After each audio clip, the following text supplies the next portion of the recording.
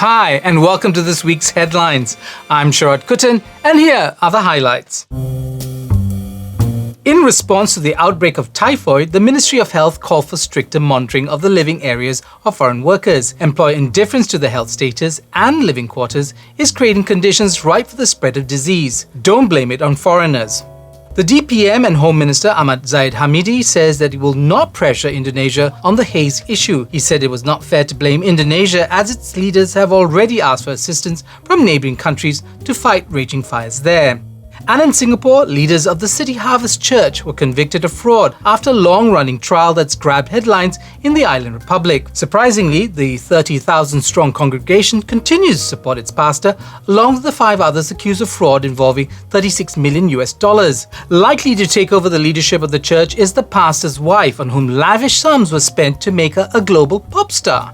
Fascinating stuff, but the drama we are focused on this week and for some weeks to come is happening in Parliament. Let's get to that story.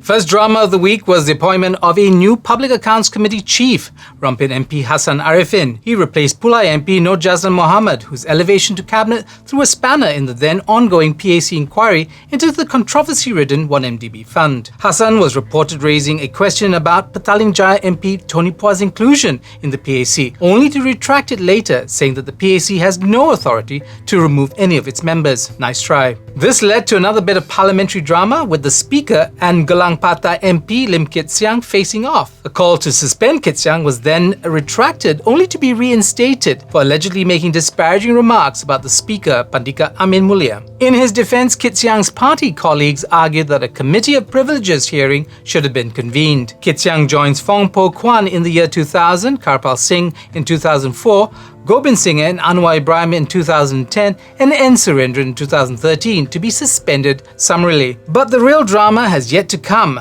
the tabling of a vote of no confidence in the Prime Minister, Najib Razak.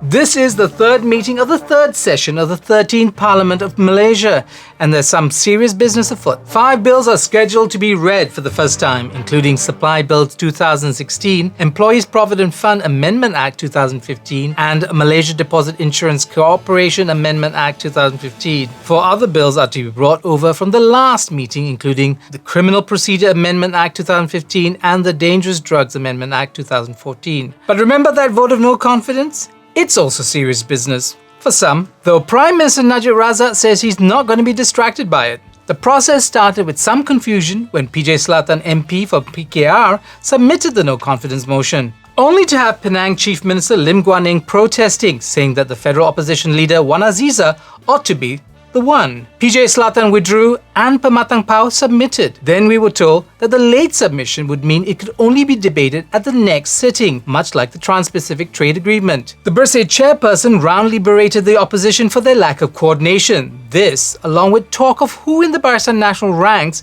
might cast their vote against Najib, continues to bubble to the surface. The one thing to note is that this no-confidence motion is directed at Najib and not his government. Even if the no-confidence motion isn't debated at this sitting, opponents of Najib Razak could use the vote on Budget 2016 as a proxy. But will they? And more importantly, will Barisan Nasional MPs cross the aisle? It's anybody's guess at the moment. But let's return to the other set piece of this sitting, Budget 2016. So what kind of budget will Najib table? Who will it give relief to? And how does it plan to deal with shortfalls in revenue from lower oil prices or the bursting of the commodity bubble? And is the GST plugging holes in the government's revenue stream? Speaking of plugging holes, our budgeting process is full of holes. In fact, in a recently released international survey of government budgets, we scored miserably. We failed to impress in transparency, strength of auditing institutions, and in facilitating public participation. And year on year, budgets have failed to address the simple question: what did the government promise last year, and did they deliver on those promises? Catch a brilliant interview on this survey with Trisha Yo of Ideas. The link is below. And finally, want to take a bet on how many newspapers and television stations run the headline "A Rakyat's Budget"? Tell BFM. Thanks for watching Headlines, and if you have any comments, leave them in the box below. I'm Sharaad Kuttan for BFM.